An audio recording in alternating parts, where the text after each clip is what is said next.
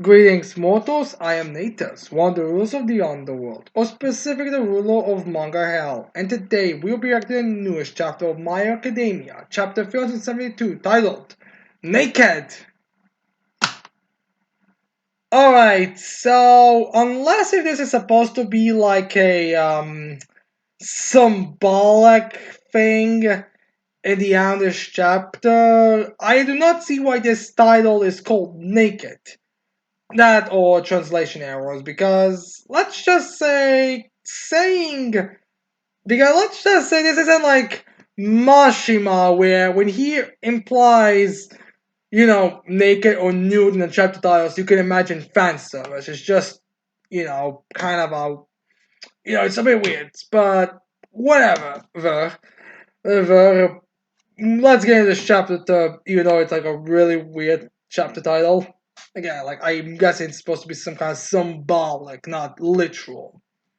Anyways, we have started this chapter off with a flashback, as I feel like we would get a bit of an editor's note saying previously, as we have Soji and Koda going to Aizawa and All Might, as we have Soji saying, "Please dispatch us to protect Central Hospital."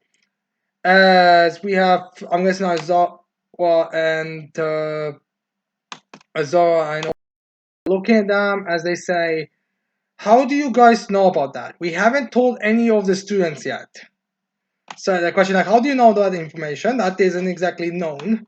As we have the so you're saying that giant lady came to talk to me about some things and ask her about the outside world. And I asked her about the outside world as I'm almost like, that the giant lady. But the woman that was we've seen when when Izuku was going all evil, Izuku, dark, edgy, cool. Yeah, that woman. So I guess there was even more of a purpose to her being in the story than just just showing us that Izuku helping. Two scavengers are so similar right now that I'm probably gonna be confusing to a lot.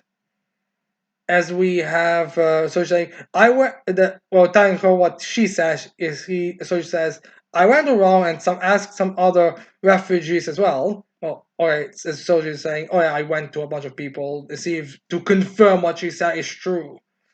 As we have, I'm guessing Soji being told the mutants received a call to action and many of them are headed to the hospital. Which I'm going to assume is the mutants who didn't want to go. I'm sure there's the mutants that didn't want to go, and they just kind of like stayed there, which makes me wonder why didn't they say to everyone? Maybe they did. That's how they found out about that. It's just they didn't knew they have to keep it a secret. There's an implication by Soji that she told them, "Shouldn't you guys know this because you're heroes?"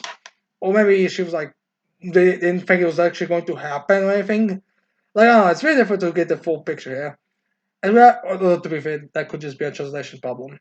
And was there, of course, telling them, if Soldier's going, I want to go too. Is there Soldier saying, if I let this slide, I won't be able to call myself a hero.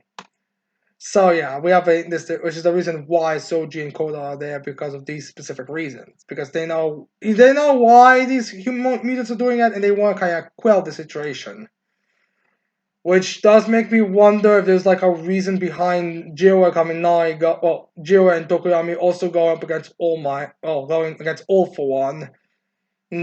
Because again, like I don't see why they went there on their own volition, no one noticing it. Especially since it didn't seem like those two had like any specific missions besides that.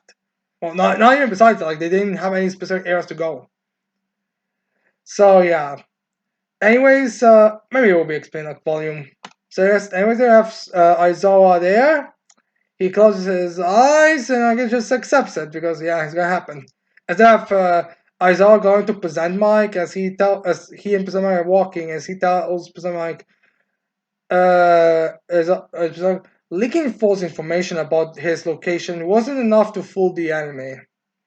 As if present Mike listeners, as they will have Aizawa telling present Mike, Yamada, sorry, but they need your support. So present was also sent there because of the whole yeah, we are concerned and we need your help.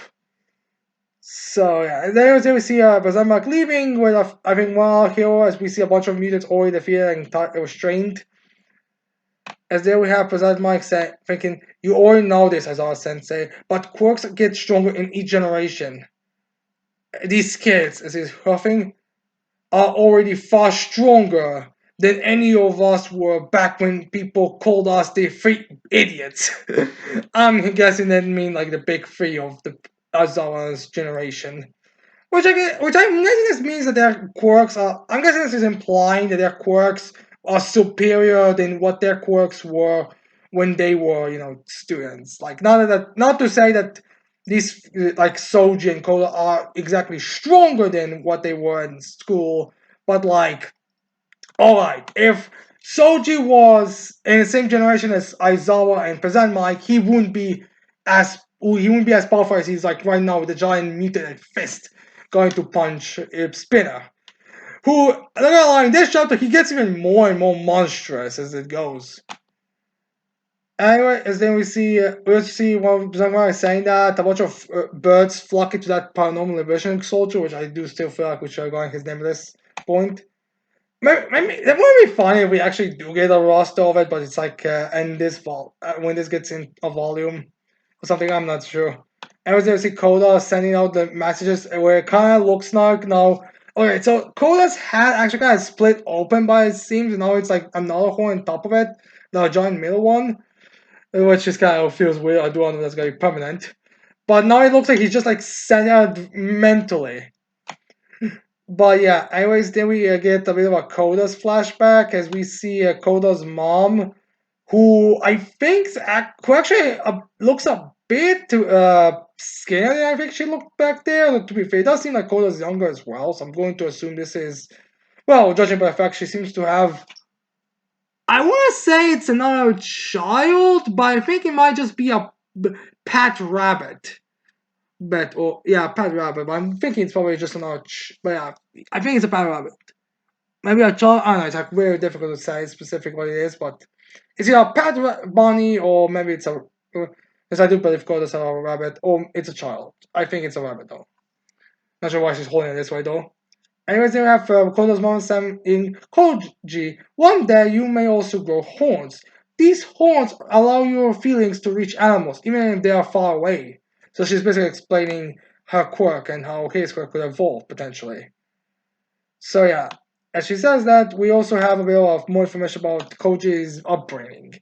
As we have Coach Mom saying, you see, people have always said mean things to me because of the way I look. But your dad got angry at them. He said, don't you dare laugh at my beautiful horns. As we see Koji's father, they're stepping in, and he honestly looks pretty chill. Honestly, I want to say he's probably a bit higher end because he also seems like wear like a bit of a suit and tie, which I'm going to assume this is when they do with teenagers more. Well, she seems to like wear, those more like farmer kind of outfit.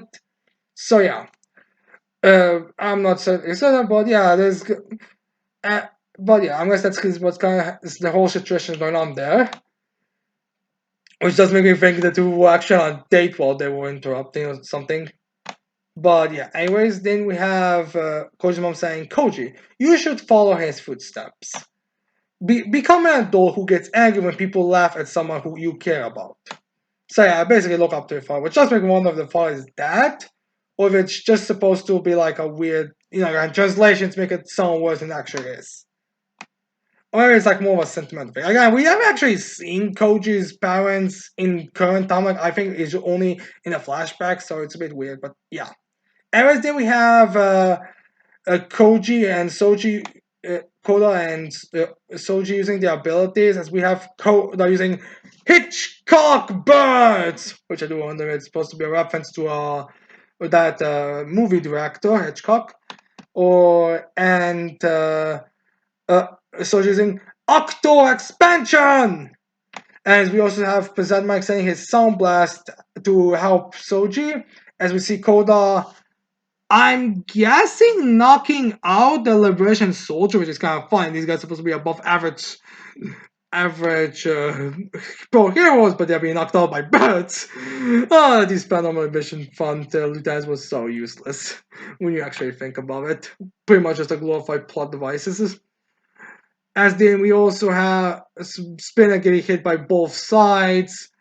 As we do see some skills falling off Spinner, but it doesn't seem to be that big. As we also see some soldier getting a bit hurt by the counter shock of it, or maybe this is the skill explosion back at him. As we have soldiers saying, "Ugh, what do you want to protect?" Screaming at Spinner, "What do you want to protect with that giant body and those skills of yours? Tell me, Spinner!" Well, Shigaraki, more or less. I'm not sure if he can say is able to even say it, but yeah, if it came to the answer, it would be Shigaraki. As they have shown turning to the all mutants, he screams to them also, "You guys too! What do you want to protect with those amazing powers you have?" So again, he's bringing this up since, they have powers besides just being mutants. Like, I'm just looking at Koda and Soldier. They have powers besides just their mutant appearances. So he does want to know, what the hell do you guys want to do with those protect? As we see Aoyama there, so he some guys, this is supposed to be more of a symbolic. I want to protect my friend, so All-For doesn't kill my friend. Which is kind of fun because Aoyama, as far as we know, is currently fighting one of the most dangerous people in the army. Well, dangerous. I would definitely want to see those escapees, but I do have to question how much we're gonna see them. So yeah, anyways, then we have Soji also screaming, "Don't give in to your wounds!" As he screams that, as then we have Soji then screaming to me again to the rest of the mutants like, "Because then your children will be their next target!" So yeah, he's basically saying, "Oh yeah, you think that doing stuff like this is gonna make it less likely that people are gonna attack your children if they get born with mutant powers?" Was which is again true. In fact, it'll probably be even more. It'll probably even be more attack, even if they are born normal humans. Which just made me wonder what these guys would do if their children were born like normal looking, maybe with some kind of other emitter or something like Quark. I mean, I'm not sure it was ever state like I don't like there are Quarks that are just like completely separate, and I could see someone just being born with a transformation type Quark, just relates to their current mutation type Quark. So we'll see on that front. As there, I see someone Stanham, then we have Soji gritting his teeth. Then we have a flashback to that girl that he saved in the last chapter. As we also find that girl was the reason why the guys attacked them. As we see her going to Soji, she's like apologizing to him because she's like, "If I had almost drowned, then your face wouldn't have become so scary." I'm guessing she was supposed to be saying scarred. Maybe she's also saying that. Maybe to be fair, those scars do probably also look scary to her. Like again, she looks like a really young girl. I would wager about 5, 6 years old. She looks younger than Aaron, in all honesty. So yeah, she basically is like, yeah, which is even more sick, honestly, in the last chapter because this is literally saying, oh yeah, the reason why Soji was scarred and attacked and all this is because he saw a droning girl and he was like, I have to save her. Yeah, which is just sick, honestly. Oh my god, imagine if her father was also the guy who did that. Oh my god, it's just be even more worse. Where he puts a different context on it. Every time I screaming, "Don't let revenge consume you, please!" So yeah, if anyone should know, shows us what's really up off, especially since we even know the context of it. Again, God help us, it was actually the father of the girl saying that because we don't see any parents near her. So it's as something like she was the one who came to herself there to tell him. And then we have Spinner who's like holding onto a ledge of a building as he's like a piece on the wall of the building as he screams, "Hatred will never disappear!" So I guess he has enough competence to scream some things. As if some of the mutants needs to be like, "Boss! You can still speak. I thought you were completely losing your sanity and all. You pretty much were almost like an animal." And then we have Spinner saying, "If the heroes win this, nothing will change." Which is, I know it doesn't make sense why they would think that from their perspective. Like, admittedly speaking, they could just throw everything at All For One's minions attacked and they were all arrested and defeated. So I get why he would be saying that. Again, I'm questioning how much of intelligence Spinner still has left in him, but we'll see how things will end up with this. As there some of the music be like, "It's a call to action!" Uh, as they have someone also saying, "From that night," as they have Spinner screaming, as they would get 2, 3 flashback panels with Spinner, as he screams at him right now, which right now it looks like he's just pure skill over his head because we only see his tongue, which weirdly enough looks more like a tentacle for in a tongue. And we see just a bunch of scales coming from it. Again, like he looks more monstrous now. As Spinner screams, even if we stay hidden on the shadows, people still spray us with pesticide. Which makes me think that it's actually what happened, which is in all honesty a bit funny to imagine. Like, oh, listen, I have to use the bug spray. Maybe that would send me away. I mean, it's very dark when you think about it, but still, like a really weird thing. Like, why would you send bug spray at him? Like, at all thing. Like, why would you like? We actually don't. I don't actually think there is anyone who straight up looks like a bug. So it would be kind of weird using pesticide against a guy who's like a lizard or something. Again, dark when you actually think about it, but it's kind of ridiculous to imagine. So, anyways, then we have Spinner saying, "If they attack us, we strike back. Comrades, raise your voices and follow me!" As then we have Spinner jumping away as we see how big he's swinging around, which, again, I feel like getting wings would really help in this situation. As they have Spinner, well, we have Soji, like, getting some help from Koda's birds as he's even stronger now. My attack can destroy even concrete. Not really that impressive since we've seen Bakugo destroy concrete in alright, confirmed I think was since actually I think this is actually something that's been confirmed relatively early on in the story, like I want to say volume 6, 5. I think it was shown doing Izuku and Shoto's battle in the training camp, but yeah. It's still, I guess, supposed to be impressive for Soldier since I don't think he was ever like the most like physically damaging guy. Like he was a muscle character, more a string character, but like he never did anything I would say that was like super like that destructive them in terms of like raw power. And his power quirk isn't even that like raw power focus. It's more like he's just the one who's training himself to be very physically powerful. Anyways, then we see some of the mutants listening to them, and they're like kind of. I mean, both of the two do make good cases, and he's technically right, but they're not like being super riled up right now. As there we see a bunch of the mutants, some of them going to straight to the hospital, so I was like, oh shit, they're breaking through. And there we have some of the police officers, they're like pushing back, but they're being pushed away. And one of the police officers, I think the gorilla guy who's been, who we've seen when talking to Ujiko, is saying, they're getting fired up. There's no end to this. If they keep it going. As they would see the gorilla guy getting ready for a gun. So yeah, we may need to use some of this action. Which which to be fair, because in some of these guys' quirks, I would say may be required even beforehand. Just like I don't see riot shields working against someone whose skin is made of steel. If you know what I mean. So anyways, we see the hospital's front door. As we see that these guns, they jack shit because we have a mini spinner like a fucking. Honestly, honestly reminds me of a dragon in a video game. It is I think called RPG video games right now. As he just breaks through, and as he also has a police officer on the top in one of his hands, as he's like, "Ugh." So yeah. Again, I'm guessing Spear is becoming a dragon at this point, and he apparently's got a pupil now. So yeah, as well as some of the mutants behind him. As there we get some explanation on the plan, as we have Kurogi, also telling Spinner, Kurogi must be at the research tower. When you reach him, play a recording of mine, of Tomo's voice. So yeah, basically a recording of Ofon or Tomo. Either one would work, doesn't really matter. As then we have Spinner face off, Kurogi's quirk will end this war!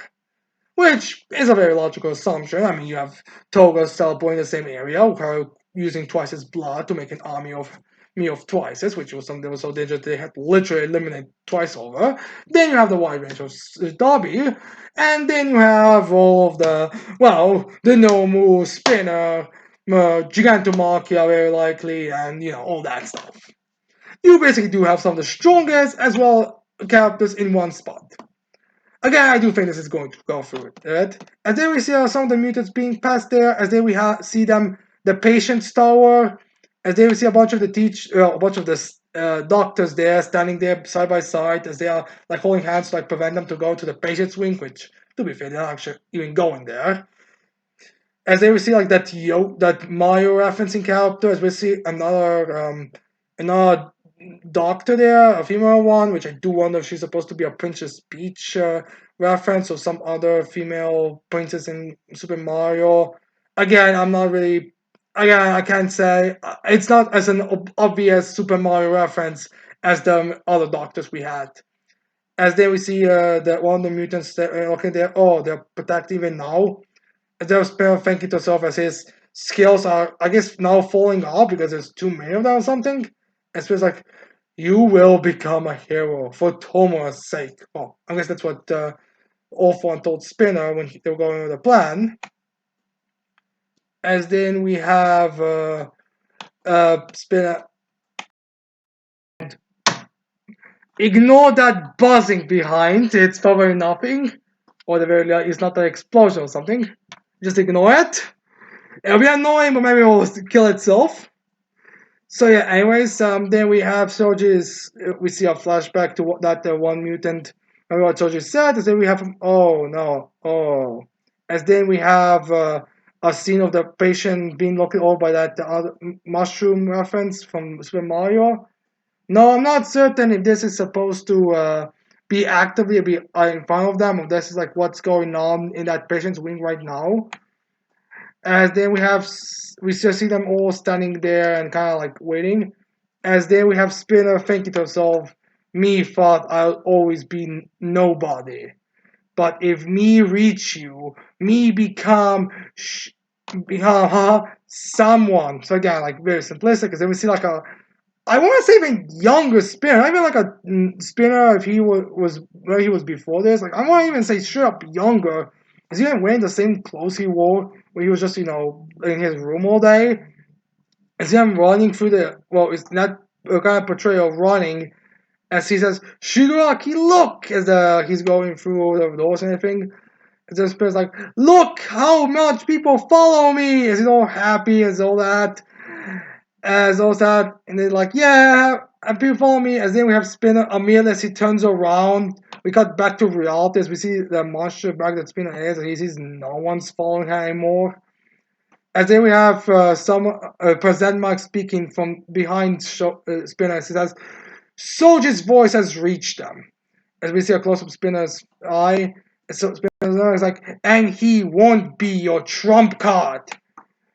And then we have Present Mark and Spinner both screaming, Ming. Spinner screams, Kuragure! As Present Mark screams, Shiakumo! As then we see, I guess, Spinner destroyed the thing, or Present Mark destroyed the door to Kuragure. As we have end of chapter, break next week. As they were saying, the two of them tried to reach him. To who will he respond? So yeah, that's the end of it. So yeah, this is a very tragic and kind of a dark chapter, in all honesty, for such a weird title chapter. Well, such a weird title with a chapter, but still, it does make sense for it. Now, where will this go? Now again, I do feel like we are leading to all the heroes, all the villains grouping together. Not sure where exactly, but I do see all of them being like put in the same area.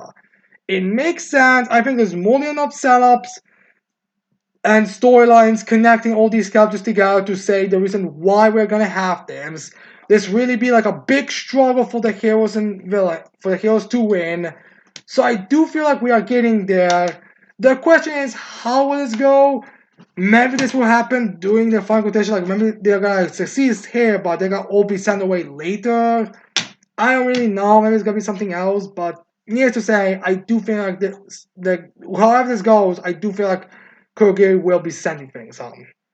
Now, I'm not certain if it really makes sense for Bazama to go through to Shirakun, because again, like the last time that Kurogiri remembered, Shirakumo and all that was like a very brief second, and then we have that much of a big thing. It still took a lot. So I don't see like between literal voice of Shiraki and Tom Shigaraki and All For One, I don't see that working greater than Present Mike's voice. Needless to say, like Aizawa was out who first time I was using his quirk or his eyes to cancel Kurogiri's quirk, for God's sakes.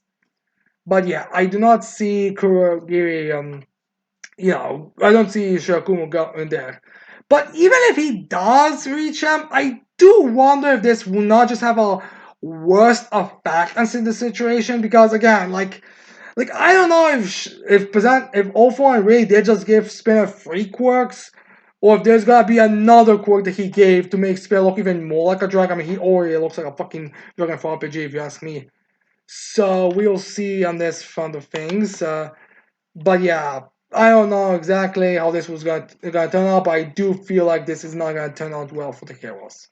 So, anyways, I hope you like this chapter reaction. I hope you leave your thoughts and opinions on this chapter in the comments below. Don't forget to leave a like, subscribe to this channel for more videos in the future. And with that said, I cannot wait to see all of you mortals next time. Goodbye.